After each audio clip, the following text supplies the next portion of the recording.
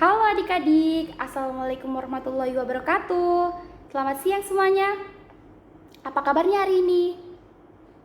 Baiklah, ada pepatah yang mengatakan bahwasanya tak kenal maka tak sayang.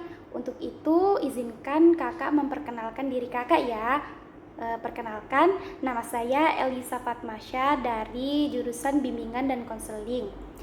Yang saat ini sedang mengabdi di SMP Negeri 7 Tarakan. Baiklah, hari ini kakak ingin menyampaikan materi yang berjudul Sukses dengan Berpikir Positif. Langsung saja. Menurut Albert, pada tahun 1992 itu menyatakan berpikir positif sebagai perhatian yang tertuju pada subjek positif dan menggunakan bahasa yang positif untuk membentuk dan mengungkapkan pikiran. Dan Albert juga menegaskan bahwa individu yang berpikir positif akan mengarahkan pikirannya kepada hal-hal yang positif, berbicara tentang kesuksesan daripada kegagalan, cinta kasih daripada kebencian, kebahagiaan daripada kesedihan, keyakinan daripada ketakutan, kepuasan daripada kekecewaan, sehingga ia akan bersifat positif dalam menghadapi permasalahan. Nah, adik-adik, banyak ahli menyatakan bahwa salah satu ciri orang sukses adalah cara berpikirnya yang cenderung berpikir positif. Sebaliknya, kekhawatiran yang berlebihan dan memiliki berbagai pikiran negatif, bahkan sampai dikuasai, bisa mempengaruhi dan bersifat merusak bagi masa depan kita. Maka dari itu, senantiasalah berpikir positif dalam menjalani hidup ini. Kemudian dengan berpikir positif akan memberikan energi yang positif juga, yang akhirnya akan mendorong kesuksesan seseorang. Namun adik-adik, bahwa berpikir positif itu bukan berarti meniadakan kalkulasi dan perencanaan gitu ya. Boleh jadi untuk berani mengambil resiko, tetapi yang harus diingat dilakukan dengan perencanaan yang matang ya. Jangan sembrono dan tanamkan sikap waspada sebagai tindakan preventif untuk mengantisipasi kemungkinan buruk yang akan terjadi. Nah, adik-adik, berpikir positif juga membuat kita lebih mampu mengelola stres. Dan beberapa studi menunjukkan bahwa berpikir positif sangat baik bagi kesehatan tubuh dan jiwa. Jikalaupun sakit, pikiran positif akan mempercepat kesembuhan. Ya, kemudian dengan terbiasa melihat sesuatu dari sudut positif, kita juga lebih optimis saat memulai awal pekan dan percaya bahwa setiap tantangan merupakan cara alami mengajari kita agar lebih matang gitu. Maka tak heran berbagai studi juga memperlihatkan bahwa pikiran positif akan mengarahkan kepada keberhasilan bisnis gitu. Oleh sebab itu, jika ingin sukses, biasakan diri berpikir positif ya. Memang bukan berpikir positif tuh memang bukan hal yang mudah gitu. Tapi bukan berarti kita tidak bisa melatihnya ya. Nah, kemudian ada yang namanya, kemudian di sini ada aspek-aspek berpikir positif. Nah, menurut Albert pada tahun 1992 itu ada 4 aspek berpikir positif ya teman-teman. Yang pertama itu harapan yang positif. Harapan yang positif itu maksudnya apa sih? Ketika individu mendapatkan masalah, maka aspek harapan yang positif akan mengarahkan pikirannya untuk melakukan sesuatu dengan lebih memusatkan perhatiannya kepada kesuksesan gitu. Artinya apa? Artinya seorang tuh bisa optimis gitu.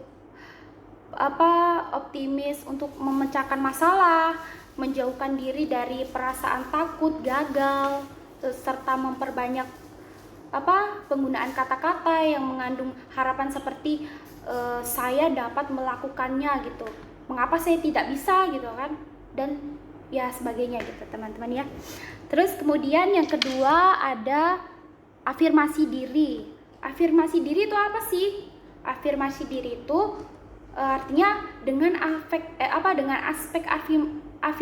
afirmasi ini, kita ini ketika seorang mendapat masalah, maka dia akan lebih memusatkan perhatiannya gitu pada kekuatan diri. Jadi artinya kita nih percaya gitu, percaya diri dan melihat dirinya itu sebagai seorang yang positif dengan dasar pikiran bahwa setiap individu sama seperti dengan orang lain. Jadi tidak membeda-bedakan gitu ya teman-teman. Berpikir saja bahwasanya kalau kita nih baik gitu, positif aja, jangan pikir yang negatif. Terus kemudian yang ketiga ada pernyataan yang tidak menilai. Pernyataan yang tidak menilai ini artinya suatu pernyataan yang lebih menggambarkan keadaan daripada menilai keadaan dan tidak fanatik gitu dalam berpendapat. Pernyataan yang tidak menilai ini bertujuan sebagai pengganti pada saat seseorang cenderung memberi pernyataan atau menilai yang negatif. Aspek ini biasanya tuh sangat berperan gitu saat ketika seseorang menghadapi keadaan yang cenderung negatif ya. Terus kemudian ada penyesuaian diri yang realistis. Ini yang dimaksud adalah dengan aspek penyesuaian diri ini, seseorang yang menghadapi masalah akan berusaha untuk bagaimana menyelesaikan permasalahan tersebut gitu dengan kenyataan yang terjadi. Dia akan menerima masalah dan berusaha menghadapinya, menjauhi diri dari penyesalan, frustasi, dan penyalahan diri.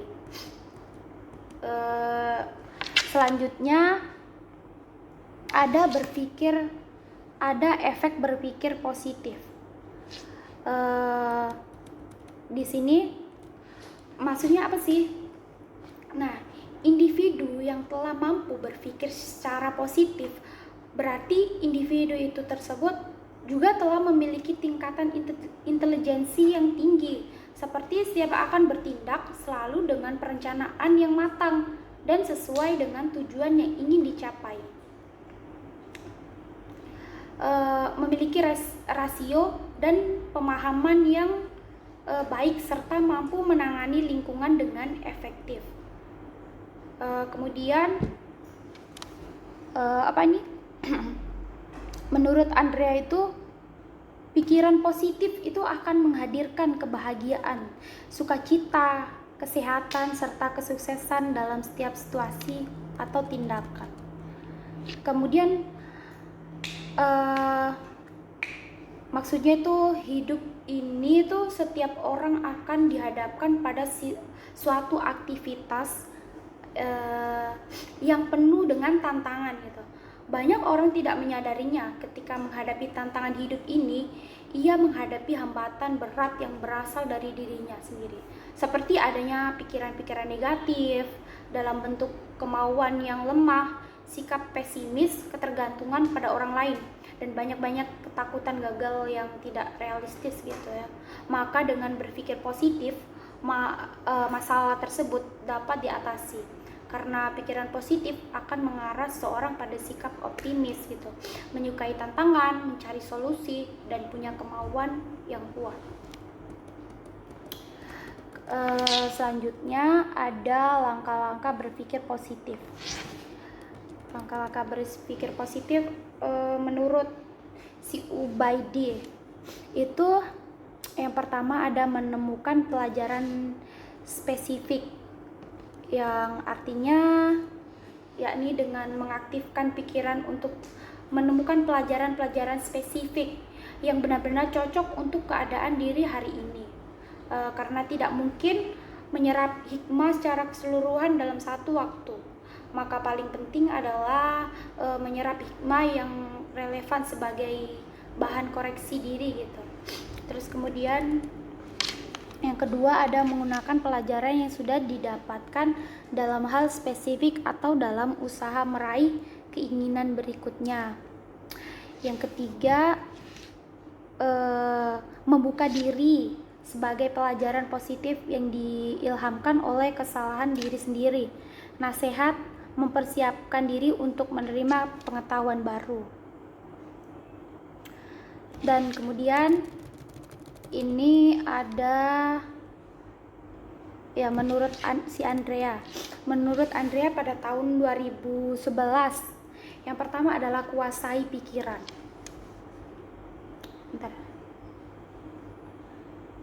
Kuasai pikiran dengan penuh keyakinan gitu. Artinya apa? Kalau kita mau berpikir langkah-langkah untuk berpikir positif, yang pertama itu kuasai pikiran kita gitu. Nah, untuk selalu berpikir positif gitu. Jangan bilang kita nggak bisa gitu. Kita punya kesempatan untuk bisa, karena kita pokoknya jangan mau kalah gitu. Kalau orang-orang lain bisa sukses, kenapa kita tidak gitu kan. Nah, yang kedua ada tetapkan pikiran pada apa yang diinginkan. Jadi tujuan pertama kita tadi itu apa gitu. Kita inginnya misalnya kita sukses, ingin jadi pengusaha gitu. Nah, kita tetapkan gitu ya pikiran kita, keinginan kita yang pertama tadi apa gitu. Nah, fokus saja di situ ya. Kemudian singkirkan semua pikiran negatif, seperti yang saya bilang tadi ya sebelumnya, bahwasanya pikiran-pikiran negatif tuh sebenarnya tuh adik-adik itu sangat mengganggu kita ya. Jadi kalau bisa ya udah buang aja semuanya gitu. Kalau itu memang menghambat sebuah pertumbuhan kita untuk meraih kesuksesan, ya buang saja gitu kan, nggak penting juga gitu ya. Terus kemudian yang selanjutnya ada berikan sugesti positif pada diri sendiri. Kemudian selalu bertoleransi, artinya berikan kesempatan kepada orang lain, saling menghargai antar sesama agama, sesama budaya. Jadi dengan seperti itu kita lebih dihargai orang lain, juga kita dipandang orang tuh bakal baik gitu. Efeknya kepada kita sendiri. Karena apa? Karena kalau pikiran kita jernih, pikiran kita bagus, terus itu juga akan berdampak gitu pada diri kita sendiri.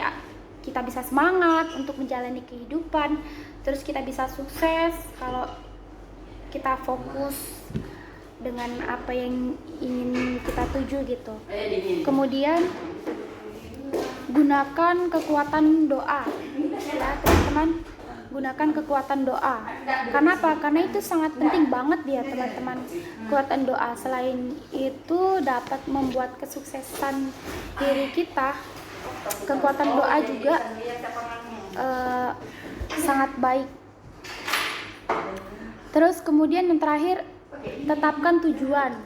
Ya, seperti yang saya bilang tadi ya teman-teman, yang pertama tetap mengarah kepada tujuan kita. Yang pertama tadi itu apa gitu.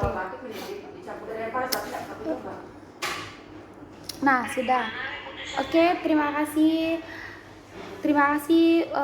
semuanya. Mungkin hanya ini yang dapat kakak jelaskan ya. Mohon maaf apabila ada kesalahan-kesalahan yang baik kakak tidak sengaja ataupun disengaja.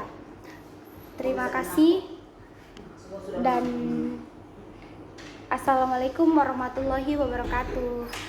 Sampai jumpa.